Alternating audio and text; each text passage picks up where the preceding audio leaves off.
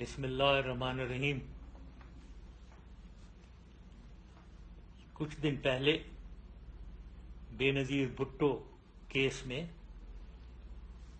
Rawalpindi court نے اپنا فیصلہ سنایا، ججمنٹ دی انہوں نے۔ میں خاموش تھا، میں نے اس کو سنا۔ گو ہر ایک پاکستانی کو اس کے اوپر گلہ اور تشویش ہے، کیونکہ جو دو بہترین پولیس آفیسر یعنی ڈی آئی جی سعود اور ایس پی خرم شہزاد، ان کو تو 17 سال سزا مل گئی، اور جو دہشت گرد اصلی دہشت گرد تھے جیل میں بند 5، ان کو چھوڑ دیا گیا۔ خیر یہ باتیں ہوئی، میں خاموش تھا، میں دیکھ رہا تھا بس۔ لیکن ایک دن پہلے یہ آصف زرداری نے یہاں سے ایک ریمارک پاس کیا، ایک خبر نکالی اور مجھے ایکیوز کیا ہے کہ میں بائی نیم، یعنی میں نے بے نظیر بھٹو کا قتل کیا، میں بے نظیر بھٹو کا مرڈرر ہوں۔ یہ پہلی دفعہ اس نے بائی نیم مجھے کہا ہے، یعنی مجھے للکارا ہے اس نے۔ یہ میری برداشت کے باہر تھا، تو میں نے سوچا مجھے اب اس کا جواب ضرور دینا چاہیے، تو لہٰذا میں اس کا جواب دینا چاہتا ہوں۔ اور یہ جو بھی میں بول رہا ہوں، یہ میں خطاب کر رہا ہوں خاص طور پہ بالخصوص بلاول بھٹو، بختیور بھٹو، آصفہ بھٹو، آپ تینوں کو، اس کے علاوہ تمام بھٹو فیملی اور تمام سندھ کے لوگ، سندھی بھائی بہن اور پاکستانی تمام جو اس بے نظیر بھٹو مرڈر کو فالو کرتے رہے ہیں۔ میں آپ لوگوں سے خطاب کر رہا ہوں اور بتانا چاہ رہا ہوں ایک انالیسس اپنا کہ بے نظیر بھٹو صاحبہ کا قاتل کون ہے۔ میں سمجھتا ہوں کہ تمام بھٹو فیملی کا تباہی کا باعث، اور بھٹو فیملی میں مرتضی بھٹو اور بے نظیر بھٹو کے مرڈر کا ریسپانسبل، ذمہ دار ایک آدمی ہے، آصف زرداری۔ دونوں کو اس نے مرڈر کروایا ہے۔ مرتضی بھٹو کو جو اس نے مرڈر کیا، اس کی تو تشویش، یہ 5 سال جو گزارے اس نے پریزیڈنسی میں، کچھ نہیں کیا اس کے بارے میں، کیونکہ خود جو ایک ملوث ہے، خود نے کروایا ہے، تو کیوں انویسٹیگیٹ کریں اسے۔ اب بے نظیر بھٹو کے کیس پہ آ جاتے ہیں۔ مجھے نام لینا میرا، سب سے پہلے جب کوئی مرڈر ہوتا ہے تو اس میں دیکھا دیکھنا چاہیے کہ فائدہ یا نقصان کس کا ہوا۔ میرا تو نقصان ہی نقصان ہوا بے نظیر کے مرڈر سے، فائدہ ایک ہی آدمی کو ہوا، اور وہی جو مرڈرر ہے آصف زرداری، اس کو فائدہ ہوا تمام۔ تو لہذا اب آگے چلتے ہیں اسی سلسلے میں۔ یہ تو حقیقت ہے کہ بے نظیر کو بیت اللہ مسعود اور اس کے لوگوں نے مارا، اس میں کوئی شک نہیں ہے، سارا ایویڈنس موجود ہے۔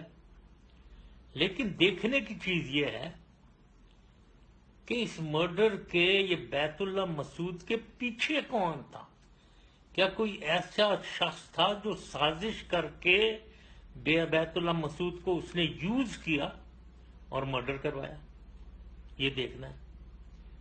اب میں اپنے بارے میں کہنا چاہتا ہوں، میں تو بیت اللہ مسعود تو میرا دشمن تھا، میرے اوپر اٹیک کروا رہا تھا، اور میں تو اس کو مروانا چاہ رہا تھا۔ حکومت پاکستان اس کو مارنا چاہ رہی تھی، اور میں چاہتا تھا اس کو ختم کیا جائے، تو میرا تو اس سے کوئی تعلق ہو ہی نہیں سکتا۔ دوسرا، میں افغانستان میں ہو سکتا ہے طالبان کے تھرو وہ بیت اللہ مسعود ان سے دوستی وغیرہ تھی، تو ہو سکتا ہے یہ کھڈ جو ہے ان کی انٹیلیجنس آرگنائزیشن اس سے جو ملاپ کرے، یا پریزیڈنٹ کارزائی سے جس کا کوئی تعلق ہو، وہ ہو سکتا ہے کہ اس کو انفلوئنس کر کے کروایا ہو۔ دونوں میں میرا کوئی وہ نہیں ہے۔ میرے پریزیڈنٹ کارزائی سے بڑی کشیدگی تھی، تو میں ان سے کوئی کام نہیں کروا سکتا، تو لہذا مجھے تو ڈالنا کہ میں مرڈر ہوں، میرا تو کوئی دور پرے سے بھٹک کے پاسبلٹی نہیں ہے، نہ میرا کوئی فائدہ ہوا، میرا نقصان، نہ میرے کوئی ایسی لوگ میرے پاس جو میں بیت اللہ مسعود کو انفلوئنس کر کے مرڈر کرواؤں۔ اب آ جاتے ہیں آصف زرداری کے اوپر۔ اس شخص کی بہت ٹھیک ٹھاک تعلقات تھے پریزیڈنٹ کارزائی کے ساتھ، اور میں آگے اور ادھر ان کے تھرو ظاہر کھڈ ان کے انٹیلیجنس آرگنائزیشن، اور بھی ایک شخصیت جن کا میں نام نہیں لینا چاہ رہا ہوں، امپورٹنٹ شخصیت وہاں تھی جو انفلوئنس کر سکتی تھی، لیکن ان کا میں نام نہیں لینا چاہ رہا ہوں۔ یہ پاسبلٹی بالکل ہے کہ یہ بے نظیر کے مرڈر کی سازش بیک گراؤنڈ میں آصف زرداری اور یہ افغانستان میں ملوث سینئر امپورٹنٹ لوگ شامل تھے۔ اب آتے ہیں سوال اس کے کہ وہاں کیا ہوا۔ سیکیورٹی میرے خلاف جو بات ہے کہ سیکیورٹی میں نے نہیں دی، وہ میری ذمہ داری نہیں ہے، لیکن اس پہ بھی میں تھوڑی سی بات کرنا چاہتا ہوں۔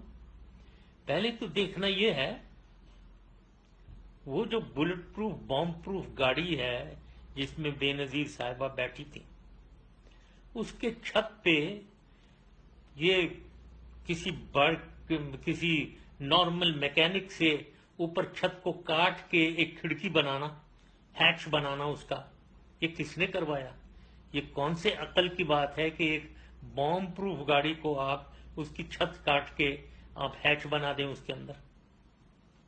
یہ چیک کرنا چاہیے کس نے کروایا۔ دوسری چیز یہ کہ بے نظیر تو 2 گھنٹے ادھر جلسے میں ایڈریس کر کے لوگوں کو ہاتھ ہلاتے ہوئے گاڑی میں آ کر بیٹھ گئی، بالکل سیف، بڑی بہترین سیکیورٹی۔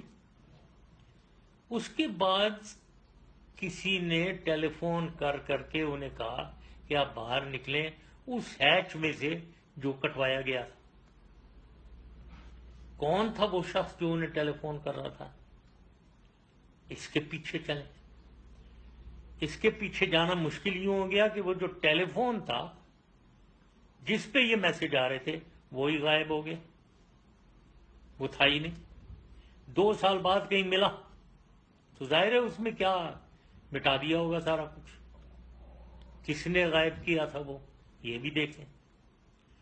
تو اس گاڑی کے اندر کون بیٹھے ہوئے تھے؟ ناہید خان بیٹھی ہوئی تھیں، ان کے ہسبینڈ صفدر عباسی صاحب بیٹھے ہوئے تھے، مخدوم امین فہیم صاحب سینئر پیپلز پارٹی کے شخصیت وہ بیٹھے ہوئے تھے، اور ایک ان کا جیل کا ساتھی کہنا چاہیے یا ان کا جو چور ڈاکوؤں کا ساتھی شہنشاہ خالد شہنشاہ وہ بھی بیٹھا ہوا تھا، اور اس کو انہوں نے سیکیورٹی انچارج بنایا ہوا تھا۔ Over all incharge Rehman Malik اور کلوز ان سیکیورٹی انچارج خالد شہنشاہ۔ اب کس نے لگایا تھا ان کو؟ بھائی ان کی کیا ایکسپیرینس ہے سیکیورٹی دینے کی؟ اور یہ شخص، تشویشناک بات یہ ہے، سسپیشس، یہ اس قتل کے بعد کچھ دن بعد کراچی میں ان کی بہت انیوزل سرکمسٹانسز میں ان کو بھی قتل کر دیا گیا، شہنشاہ کو۔ اور جس نے شہنشاہ کو مارا اس کو بھی قتل ہو گیا۔ یہ کون کروا رہا ہے پیچھے سے ساری چیزیں؟ ایک آدمی جو کیپیبل ہے، آصف زرداری۔ اور یہ جو لوگ گاڑی کے اندر بیٹھے ہوئے تھے جو بالکل سیف، ان کو کورٹ نے بلایا ہی نہیں، بلایا تک نہیں ہے۔ ان سے بھائی ان کی سٹیٹمنٹ تو لو، وہ تو آئی وٹنسز ہیں ادھر بیٹھے ہوئے، ان سے کوئی سٹیٹمنٹ نہیں ہے۔ تو یہ ساری چیزیں ہیں جس پہ آدمی کو شک ہوتا ہے۔ پھر اس کے علاوہ بھی رحمان ملک صاحب गाड़ी पीछे सिक्योरिटी इंचार्ज जब ये धमाका हुआ है भागकर इस्लामाबाद चले गए। और दूसरी एक और चीज हुई है वहां, उसका रूट चेंज किया गया था। ये बेनजीर के वापस जाने का इस्लामाबाद, उसका रूट तब्दील किया गया था। उस रूट तब्दीली का क्या मकसद था? अब ये सारी चीजें हैं जो इन्वेस्टिगेशन के काबिल हैं, ताकि असली मर्डरर को पिन पॉइंट किया जाए। मुझे इसमें कोई शक नहीं है बिल्कुल कि अगर इसके अंदर हम घुसेंगे तो हमें मर्डरर मिल जाएगा, और एक ही मिलेगा, आसिफ जरदारी। इसीलिए वो मेरा नाम ले रहा है, ताकि अपने से वो हटाकर रिस्पॉन्सिबिलिटी मेरी तरफ फेंके, लोगों की तवज्जो मेरी तरफ करे, अपने से हटाए। मैं तो कहता हूं इसको पकड़ना चाहिए, मुर्तजा भुट्टो के मर्डर पे भी और बेनजीर मर्डर के भी। यही मैंने कहना था, और मुझे उम्मीद है बिलावल, आसफा और बख्तावर, आप तीनों सुन रहे होंगे, और अगर खुले दिल और दिमाग से आप सुनेंगे तो मैंने जो कुछ भी कहा है उसकी लॉजिक आप समझेंगे। Thank you very much. खुदा हाफिज।